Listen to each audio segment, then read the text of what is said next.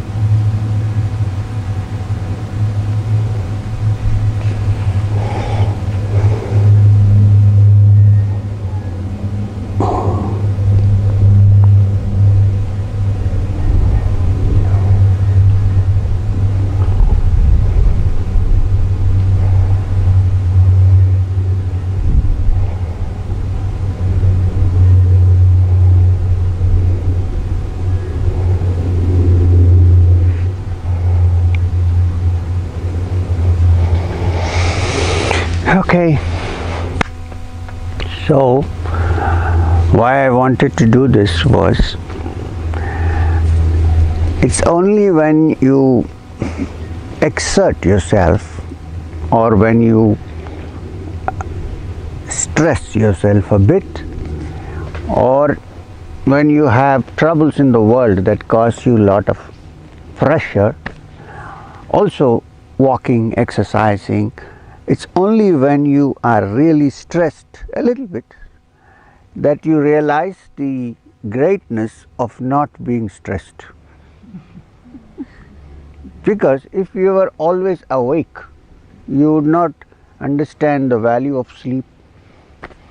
And the other way around, if you are always sleeping, you will not understand the value of waking up.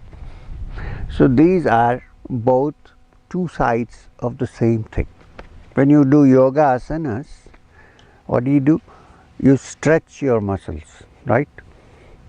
And then at the end of the yoga asanas, what do? Shavasana, dead body posture. What happens in dead body posture? You stop all exercise, everything is over and you're resting. Then you realize what is rest. And even when you are really in trouble, and then suddenly the trouble moves out, then you see, yes, it's not as if that rest was not there in me, it was already there, but because of the complication and the stress and the confusion, I didn't touch it. But when it moved out, then I relaxed and therefore I felt it. Take the case of the great Gautama the Buddha. And one time he joined the Shravakas, the Shravanas. The Shravakas are Jain monks, very strict. No food for many days, no water for many days, starving almost. And then a lady gave him, who caused the mischief, she gave him a little food to eat. So, after many days of fasting, after many days of hunger and thirst, he had a little bit of food. When he had the little bit of food, he went and sat under the bow tree. And when his mind and the body was settled, then he became the Buddha. So, consider all the problems and sorrows and pains of this world as actually there to take us to that which is beyond. You cannot run away from it. It's not possible. You try hard, you cannot run away. You can move a little bit here and there, but you cannot escape, because the world situation does not depend on us. It has its own situation. We have to adapt, we have to change. So if you see everything as actually a lesson towards that, then one day we realize that when it all settles down, then there is peace. So therefore, in the beginning of one's spiritual progress, it's a very good idea to be in solitude for some time. Why in solitude? When I say solitude, it's not as if you should sit inside a cave, away from the people you know, away from the world that you know, so that you are left by yourself to see what's coming out of your mind. You know, when you are in this world doing various things, you don't realize what is inside. When you are alone, then many thoughts come into your mind which you will not see when you are engaged in this world. So sometimes, especially in the beginning of your spiritual journey, it's a very good idea to have some solitude once in a while. Say, if you are working the whole year, take off for a week or 10 days to a place where, first of all, where people don't know you. You know, the moment you go to a place, if I go to a place in India, they, oh, this is finished, it's over. But suppose I come to, oh, here also some people know me. Suppose I go to some quiet place in Switzerland and sit down. Nobody knows me. Nobody will say, don't walk, get into the car. Nobody. So, so in that I am free. You see, it may be physical freedom, but still physical freedom is also important for the mind freedom.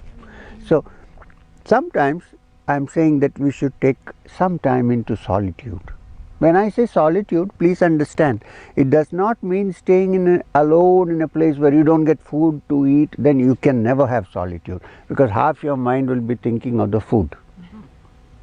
What I mean is a quiet place where you can have your normal simple things like food and drink and a place to lie down and sleep. Enough. If you can do that. Now the question is, when I say solitude, should a married couple go to solitude together or separate? I don't know, that's for you to decide. If you can together still be in solitude, great. If you want to separate, it's up to you. But then both persons should understand that we are not against each other, but we want some solitude. Right? So it's not a bad idea to have some solitude. Now what happens in solitude? What is this? What happens first is you don't hear many external sounds. You know, when you live in a city, what happens? The bus is going, there are cars going, you have to go to office, you're thinking when to go. I meditate 15 minutes and then I have to go. But you take off for 6 days or 7 days or I don't know what you can afford, 10 days, and you go off like she went to India and stayed for some time. Go away from anybody, stay alone. Then what happens? We come face to face with ourselves, because there is nobody else to disturb. We are face to face with ourselves, and I think it's very important to look at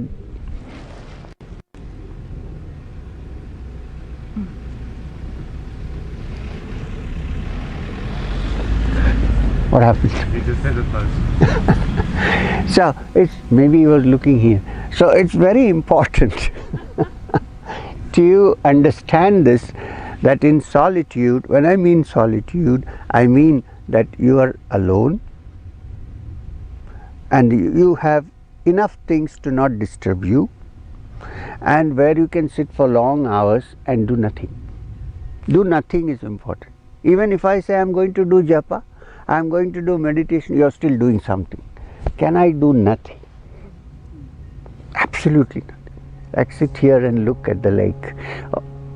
You know, sometimes it works. You know why we feel the mind settling down and becoming quiet when you go to the mountains, or when you go to the lake, or when you go to the sea or the rivers? You know why? Because it's not man-made.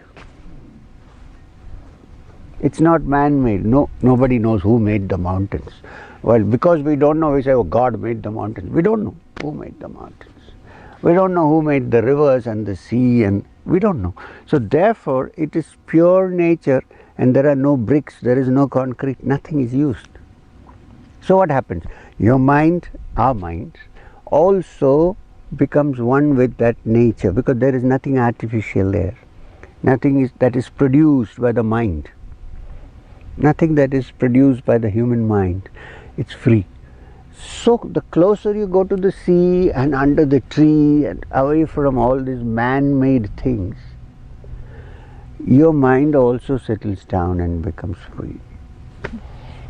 Not that if you keep, I must tell you, you have heard of, and many people must have heard of Swami Vivekananda.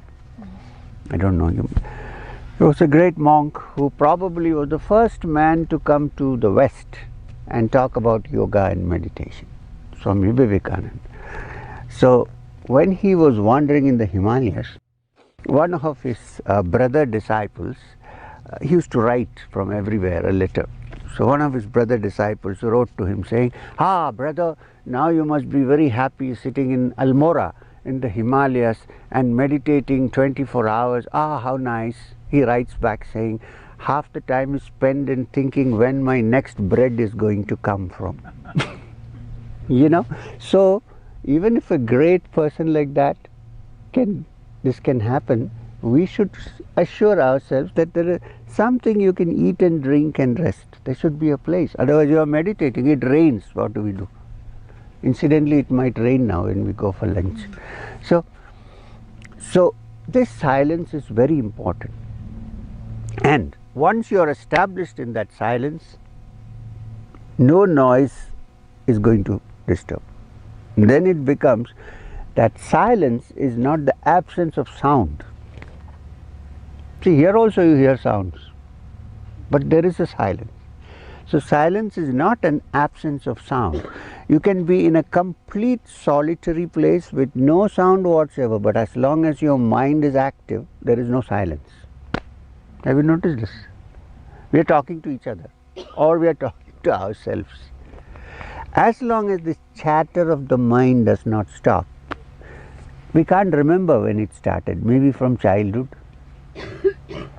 maybe from the time we were hungry for milk, mother's milk. We don't know where this chattering started, but it goes on and on and on till we die. Then you rest in peace, R.I.P. Till then, the mind is chattering. So is there a way to just not chatter? Otherwise there is no solitude. You may go away to a quiet place, but the mind is still chattering. Right? So is it possible that in the early stages you sit in solitude, try to quieten your mind, and then as you become really expert at this, when you say this chattering is the main problem, nothing else. And why does the mind chatter?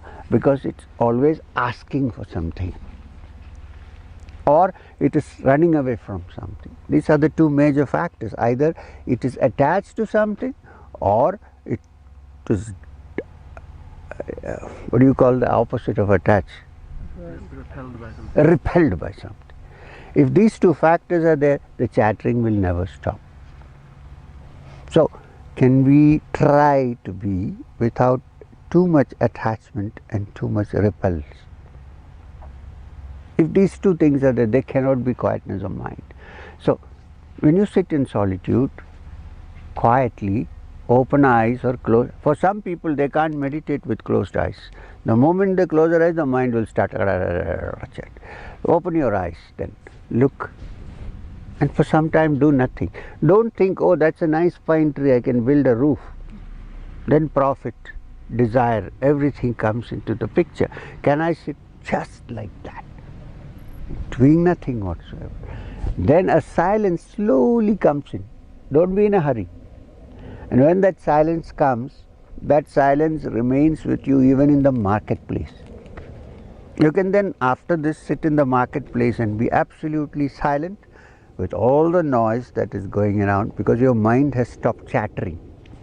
That's the job. problem. It's not the bus that is the problem, or the helicopter or the plane. It's your mind, which is not my mind, our mind, which has not stopped chattering. So can we think that there may be a part of the mind which is not chattering? Give it a thought when you sit quiet. Can I sit and not say, oh, not this, yes, this, not this, yes, this, without the two opposites? We think it's possible. In the depths of your heart, there is a silence. You can sometimes come upon it when you look suddenly at the lake or at the mountain. The problem why we don't come upon it, I think, is because we compare and judge. We compare and we judge. Suppose I'm standing on the terrace of my house and I suddenly see the full moon. Great. For some time everything is frozen. There is no chattering, there is nothing. I'm looking at the moon. Suddenly. Then what happens? Then comes the chattering mind and says, in 1900 and some of you won't remember 1958, I saw another moon which was like a crescent and it was peeping up. Yeah, okay. So this moon is gone. The moon that is in front of me is completely gone, and therefore the chattering starts. Then I compare. Then the other day there was this moon, and that's the day when my wife threw a spoon at me. You know how the mind works. No, my wife didn't throw a spoon. I'm just joking. So this comparison, if we can look, if I look at somebody and say, look, she's good. I don't compare. I don't say, oh, somebody's like this, somebody's like that. Then I see the goodness. The moment I compare, I'm in trouble. So can we look at things without comparing? Without saying, oh, he's better, she's better, I am so bad, or I am so superior, that person is so bad. Can we do that? Because we all are part of this mind. If we stop this, then the mind has no way but to stop chattering. No, you cannot quieten the mind, because when I say I want to quieten my mind is becoming stronger. I have to do it. Suppose I let go and say, okay, go travel, come back when you want. I hope.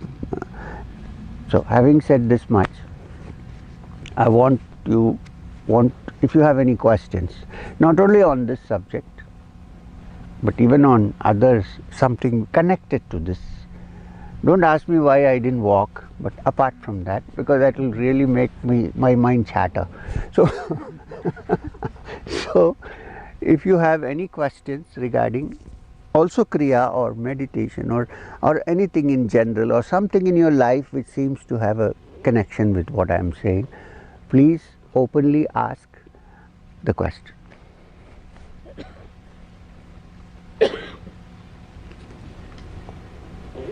Why is the nature of the mind to chatter? Why are we all not established in silence and rather mind coming in only when used like other muscles? Why is the nature of the mind to chatter? I don't know the why, but it chatters. So, you see, sometimes we ask to find out why because we don't want to face the fact that something is happening. So, I don't know why, you don't know why. Somebody might give you something from a book saying this is why the mind started chattering, but it is book, it's idea. Actually nobody knows why it chatters. However, we know that it does. And since we know that it does, can we get out of it? I cannot get out of it actually, because I am chattering. Do you note this? I, who is also part of the chattering, how can I get out of it? I cannot. So when I say I cannot, then what happens? Suppose I am the reason for sitting here and I say I want to go out, but I know I can't go out, then what happens? I sit here. When I sit here, then there is no chattering. Even when I say the mind is chattering, I want to stop it, the chattering is increasing because I want to stop it. So there are two people here. One, something who is chattering, and somebody who's trying to stop the chatter. Actually there is only one thing, which is the chatter, which is my mind. I don't know whether you're getting what I'm trying to say. See, what happens is we are accustomed to split our minds into two. We say, I am very pure, one part of the mind. Of course, without thought you cannot say that, right? So one part of my mind, I am very poor. Sorry, very poor is good. I am very pure and there is this me, this part of me, again thought, mind, which is very bad. Now I have to control it. I have to escape.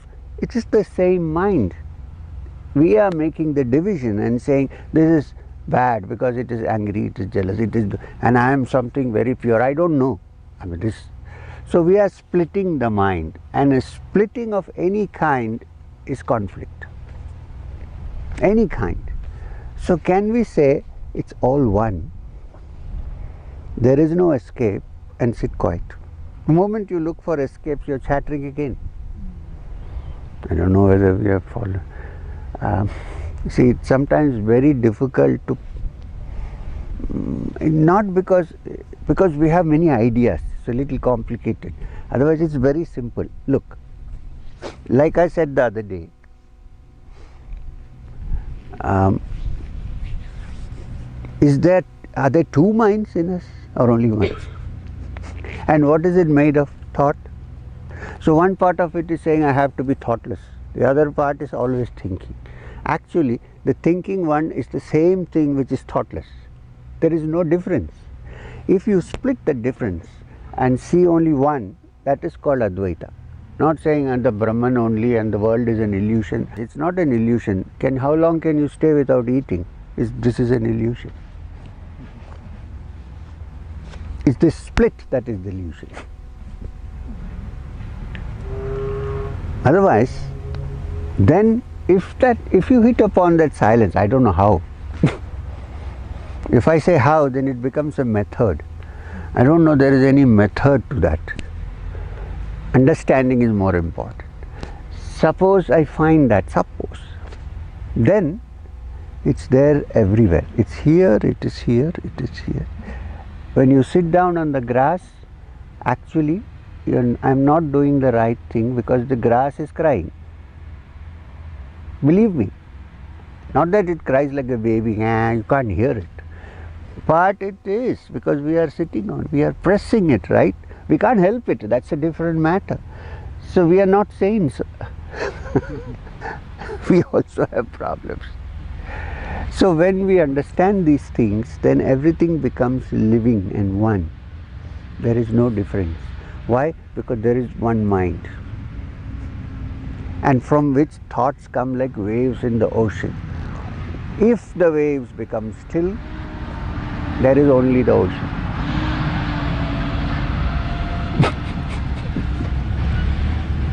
Some construction is going on. So we cannot in this world live in solitude. It's not possible. Short terms you can go, but you cannot, because see, anywhere. I must tell you this story of a young man. When I was wandering in Rishikesh, this is the last story. I know we are hungry. I can say because I came in the car, you walked. There was this young man in Rishikesh when I was very young and I was walking around near the Ganga, near the Ganges river. He came to me and said, I'm fed up of this Rishikesh. I said, hey, what happened? In those days, Rishikesh was not so bad as it is now. Even then, he said, there are too many ashrams. Oh, I said, then why did you come here? So there are too many ashrams. People are making too much racket here. Business has started. I said, okay, cool down. So what do you want? Why are you staying here? He said. I said, look, I don't have to explain to you why I am staying here. What is your problem? I want to go in solitude. I said, okay. Where are you going? He said, I heard there is a cave in Lakshman Jhula close by. I'm going there. I said, you really? Yeah, I'm going there. You cannot stop me. I said, I didn't want to stop you. You go. So he went off. And then on the third of Ganges, this guy is back. I said, hey, what happened? No, can't go there, can't sit there. Why? Because I went there and for 3 days without food, I meditated in the cave. I said, that's great, you wanted your solitude, you got it. And then I opened my eyes and I thought there was an extraterrestrial standing before me, E.T. It appeared he had come from another planet because he had a helmet and there was a tube and all that, and he stood before me. So I said, at last I have got a glimpse of something. He said he saw this vision. He thought it was a vision. There was a man from outer space. And then this man said to him, he thought he was going to bless him. Said to him, get out of here. He said, what? He said, I've come to spray for mosquitoes from the municipality. Difficult to find solitude even in Rishikesh now. So where will we find the solitude? In my own home, where I have a small room with an open window where I can sit in solitude. Nobody will disturb me. Nobody is going to say, get out of your room. Nobody will say, I want to spray for mosquitoes. It's your own place. That is great solitude.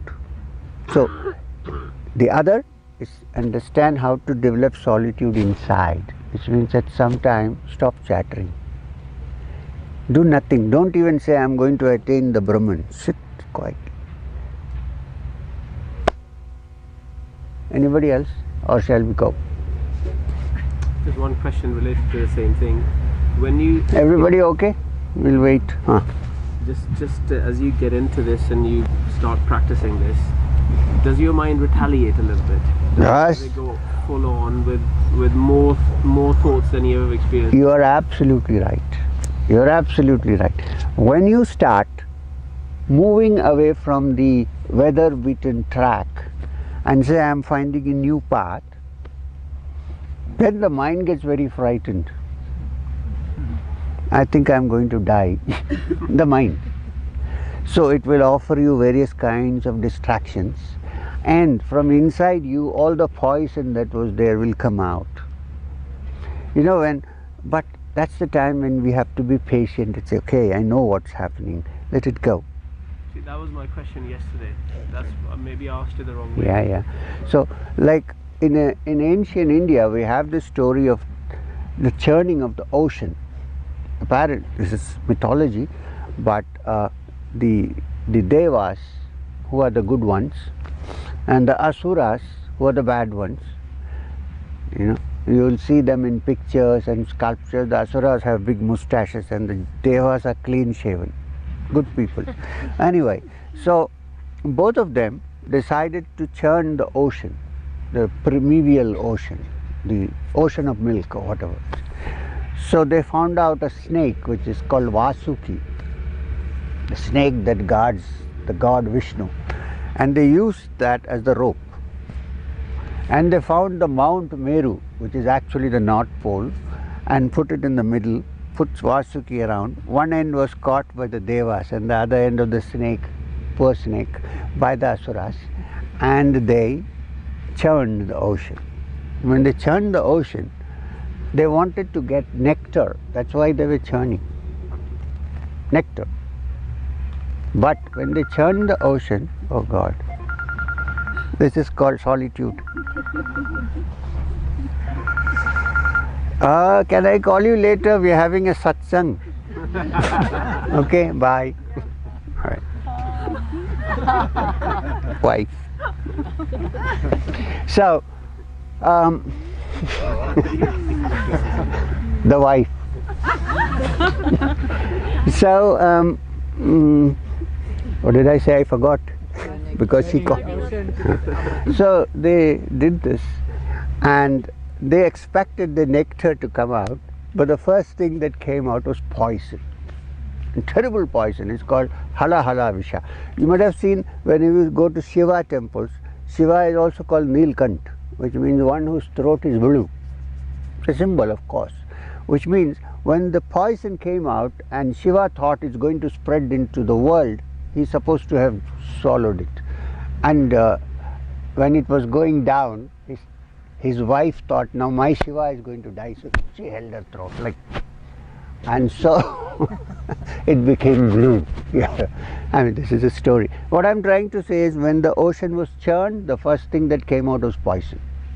In the same way, when you start churning your mind, probably, unless you are a great soul for many lives, the first thing that comes out is poison. All the things that you did not know existed will come out, because you need to get them out and throw them away. You can't subjugate them. They have to come out and go. It's like heating water. First there are bubbles, sound, sound, and then what happens? It becomes vapor. In the same way, it happens. So that's when you should not get discouraged. You shouldn't say, oh, I'm such a dirty fellow, all these thoughts. No, you should say, something is coming out of my mind. It can't come from anywhere else, right? So hold it there and see how it goes. Allow it. The Tibetans have a practice called meditation on the what is it called? No, some drastic like there are two kinds of deities in the Mahayana. One is the peaceful ones, and the other? No, there's some word for that. That's a Tibetan word. The opposite of calm and quiet. What do you? Not Violent. wrathful. Who said wrathful? That's what I said. Okay. So they have a practice called meditation on the wrathful deities. Let me tell you what they do. They visualize. They always, when they visualize, first they visualize their own body, and then that body is visualized as going into the void, becoming nothing. And in its place comes the wrathful deity. Have you seen those wrathful deities? They are terrible looking fellows with their so they imagine that now I have become the wrathful deity. All the wrath that is in me then comes out. Of course, the door is shut, so I tear pillows, I throw everything, I became very wrathful. And then slowly the wrath goes off. So instead of doing it to somebody else, I am doing it myself alone in this wrathful deity meditation. So what happens? Much of the poison is off. And then don't forget to take away the wrathful deity. The wrathful deity goes into the void, and then my shape is back. This is important at the end. So nothing to worry if this happened to everybody, even it happened to me. Please, I didn't fall from heaven. Work hard, harder. Madam, Annette, can we go for lunch? Oh, there's one more. Sorry. I thought people might be hungry. In the beginning you said that the whole problem is with the mind. Yes. It is the mind, Yes. the split mind. Yes. And the split, All mind. Yes. And now this split mind is it not this ever-present subtle self-consciousness, this idea of the I know. That is your idea of it, right? So it is Yeah. still in the mind. Yeah. But how to get rid of it? How to? Get rid. You cannot get rid. You have to accept it first.